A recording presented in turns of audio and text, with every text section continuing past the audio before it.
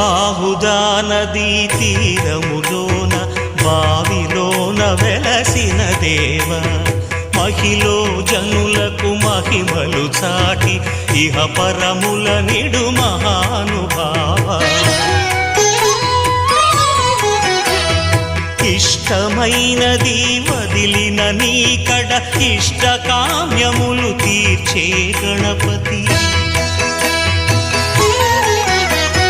కరుణను పురియుచు వరములను సగుచు నిరతము పెరిగే మహాకృతి సకల చరాచర ప్రపంచమే సన్నుతి చేసే విఘ్నపతి నీ గుడిలో చేసే సత్య ప్రమా